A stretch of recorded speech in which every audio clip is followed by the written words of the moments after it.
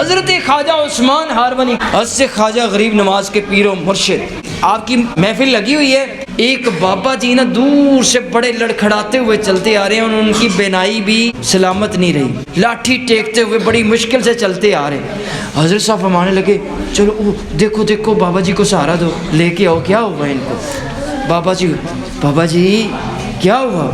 حضرت صاحب میرا ایک ہی بیٹا تھا، تو وہ کہیں نکلے گھر سے، کشتی پر سوار ہوا ہے، اس کے بعد واپس گھر آیا ہی نہیں، 30 سال گزر گئے، میں اس کو چھان ہر کسی سے پوچھ، کوئی خبر نہیں کدھر چلے گیا۔ اچھا بابا جی دعا کرو۔ آپ نے ہاتھ اٹھا دیے، دعا کی، اچھا بابا جی اللہ خیر کرے گا، جاؤ شاباش۔ بابا جی چل پڑے، ابھی گھر کو پہنچے ہیں تو ہر کوئی بابا جی مبارک ہو آپ کا بیٹا آ گیا، بابا جی مبارک ہو آپ کا بیٹا آ گیا۔ تو بابا جی نے جیسے ہی بیٹے کو گلے لگایا، بابا جی کی خوشی کے ساتھ آنکھوں کی بینائی بھی دوبارہ واپس آ گئی۔ بیٹے تو کدھر چلے گیا تھا؟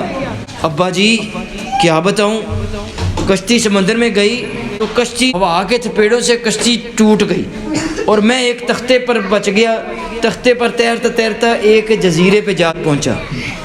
اس جزیرے پر جن تھے، ان جنوں نے مجھے میرے ہاتھوں کو اور میرے پاؤں کو بیڑیوں سے باندھ دیا۔ کیا کرتے، روزانہ صبح کے وقت ناشتے کے وقت مجھے کھول دیتے میری بیڑیاں، میں کھانا کھا لیتا، پھر باندھ دیتے، پھر رات کے وقت کھیل کود تھا ان کا، جنوں کی جیسے موج ہو، رات کو پھر میری ہتھکڑیاں کھول دیں، بیڑیاں کھول دیں، میں پھر کھانا کھا لوں، پھر مجھے باندھ دیں۔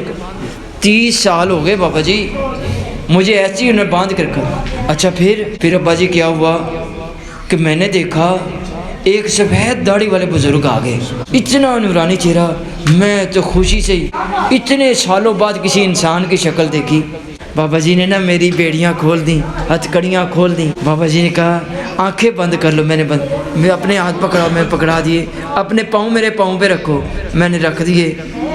پھر کیا، انہوں نے کہا آنکھیں کھولو، میں نے کھلی آنکھیں تو میں اپنے گھر بیٹھا ہوا تھا۔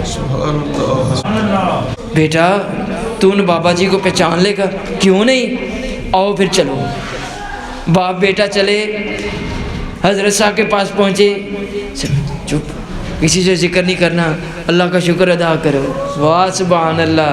ولی اللہ دے دعا کر کے تقدیر بدل دے دے، لکھی لو قلم والی تحریر بدل دے دے، اللہ اکبر۔